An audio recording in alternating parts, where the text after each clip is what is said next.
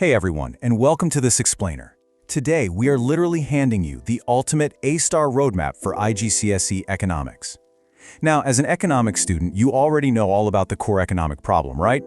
You got unlimited wants, like getting top grades across the board, but severely limited resources. And in this case, that scarce resource is your study time before the exams. So we're going to figure out how to allocate that time perfectly. I've distilled the absolute best strategies from top-scoring students and comprehensive course reviews into a structured game plan. We aren't just reviewing economics today, we are learning exactly how to hack the exam. Let's get into it. Okay, let's dive into this agenda. We're going to cover your revision schedule, core concepts, mastering diagrams, Paper 1 tactics, conquering Paper 2, and finally acing that intimidating 8-mark question. Section 1. The revision schedule, dividing to conquer. When you sit down to review the syllabus, you'll immediately notice a really clear split. On one side, we have chapters 1, 2, 3, and 5. We can call this intuitive microeconomics. These chapters cover things you actually observe in your daily life, supply and demand, household spending, basic living standards. Because you've got real-world common sense, these topics are generally a lot faster to grasp. But on the flip side, you have chapters 4 and 6. This is your abstract macroeconomics. We're talking government policies, international trade, foreign exchange rates, and globalization. The terminology here is heavy, and honestly, it's just a lot less obvious to the average teenager. You absolutely must budget significantly more of your revision time to memorize these exact definitions and really wrap your head around these macro-level relationships. Section 2. Core Concepts, the non-negotiable flashcards. Look, to score high marks in economics, you cannot rely on vague language. You need precise, locked-in terminology. And scarcity? Well, that's the bedrock of the entire syllabus. It's the simple, unavoidable reality that there just isn't enough stuff to go around. Not enough food, not enough houses, not enough raw materials. Because we don't have infinite resources, we're forced to make choices. Every single topic in your exam, from personal finance to global trade, stems directly from this one fundamental problem. And hey, because we have to make choices, we inevitably face opportunity cost. Now, what's really fascinating about this concept is how seamlessly it scales from your daily life all the way up to massive government budgets. Think about it.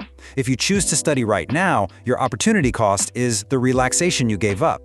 If a government spends $80 million on military jets, well, the opportunity cost might be the new schools or hospitals that the money could have funded instead.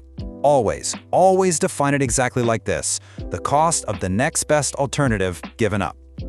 All right, let's pivot to a major macro flashcard, GDP. This is the primary measure of a country's economic growth. But I want you to pay close attention to the word final. You only count final goods and services. If you count the flour used to make a loaf of bread, and then you also count the bread itself, you are double counting. It's a classic trap, and the examiners will absolutely test you on this nuance. GDP is strictly about the finished output. Moving right along to Section 3, Mastering Diagrams, the reusable skeletons. The production possibility curve, or PPC for short, is practically a guaranteed exam appearance. It perfectly visualizes opportunity cost, basically showing what a country can produce with its current resources. But examiners don't just want you to draw it, they love to test shifts. An inward shift happens when an economy actually loses productive capacity. Think catastrophic natural disasters or completely running out of a key raw material. An outward shift, on the other hand, is economic growth. That means we've got new technology, better labor productivity, or we've discovered new resources. If you truly understand this one single diagram, you're instantly prepared to answer major macroeconomic growth questions. Then we have the ultimate skeleton, supply and demand. Demand is simply the willingness and ability of customers to buy at a given price, while supply is the willingness of producers to make those goods. Where they cross, boom, market equilibrium. Once you lock this basic cross shape into your mind, you can modify it for almost anything. You'll use this exact same base diagram to show the effects of government taxation, subsidies, minimum wage determinations, and even foreign exchange rates. It's a total game changer. Master the skeleton, and the rest just kind of falls into place. Okay, let's shift gears and see how this builds into our actual exam attack plan. Section 4. Paper 1 Tactics. Surviving the MCQs. This paper is worth 30% of your entire grade, and you only have 45 minutes to knock out 30 questions. It's quick, so these rules are your survival guide. First off, always use a pencil, so you can cleanly change your answers without making a mess. Second, use a calculator. Yes, even for basic addition. Exam stress makes our brains do really weird things, and you do not want to lose an A-star to simple bad math. But here's the ultimate cheat code for paper 1. The questions almost always appear in chronological syllabus order. So if you're stuck on question 15 and you're just not sure what it's asking, just remember you're likely right in the middle of the Chapter 3 section of the syllabus. That instantly narrows down the possible correct economic concepts you should be reaching for. Section 5. Conquering Paper 2. The Structured Blueprint. You are going to be sitting in that exam hall for 2 hours and 15 minutes. It's a marathon. Section A is completely compulsory. It's an 8-part case study. Then, Section B gives you a little flexibility, asking you to choose 3 out of 4 structured questions.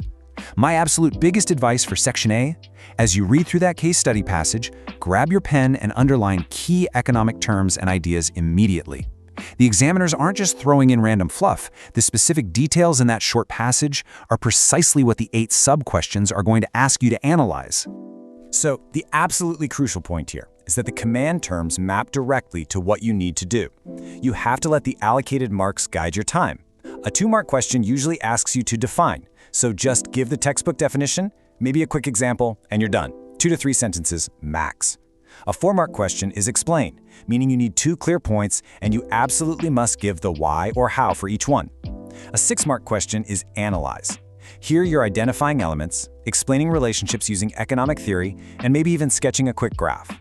Please don't waste 10 minutes writing a whole novel for a 2-mark question, because I promise you, you will desperately need that time for the big ones at the end. Which brings us to Section 6, Acing the 8-mark question, the discussion formula. This is the specific question that terrifies students, but honestly, it's completely hackable. You have to remember that economics is not black and white. When the command word is discuss, examiners are actively looking for a balanced, categorized approach that shows both sides of an issue. First step, literally draw a quick T-chart on your scratch paper for pros and cons, or advantages and disadvantages. Here's the secret. The mark scheme only allows a maximum of 5 marks for one side of the argument. That means if you write the most brilliant essay ever, but you only talk about the pros, you hard cap at 5 out of 8 marks. No way around it. You must discuss both sides to unlock the full 8 marks. Categorize your points, explain the real-world impacts, and always lead off with your absolute strongest argument paragraph. And when you're actually writing those paragraphs out, you want to use this exact logical chain. This brilliantly illustrates exactly what the examiners have sitting in front of them on their mark schemes. They're literally just checking off points of logic. You want to write in a format like A leads to B, which leads to C because of X. For example, an increase in interest rates, that's A, leads to more expensive borrowing, that's B, which leads to lower consumer spending, that's C, because consumers prefer to save rather than take on costly debt, and that's your X. It's a clean, undeniable chain of economic reasoning. No waffling required. I need this idea to just burn into your memory right now. This is not an English paper. The examiner doesn't care about your flowery vocabulary or lengthy philosophical tangents. They want concise, accurate economic logic, period. If you fully explain a point in 2 sentences, stop writing. Adding another massive paragraph that just repeats the exact same idea in slightly different words earns you 0 extra marks. Show them you understand the terminology, clearly state your cause and effect, and move on. We started off by talking about scarcity, and I'm going to end by challenging you with it. Time is your ultimate limited resource. Now that you have this structured blueprint, from splitting up the intuitive and abstract syllabus chapters to mastering the A to B to C framework, how will you allocate your revision time to get the absolute best possible return on investment? Apply these concepts, stick to the clear logic we talked about today, and go hack your exam. Thanks for watching this explainer, and we'll see you in the next one.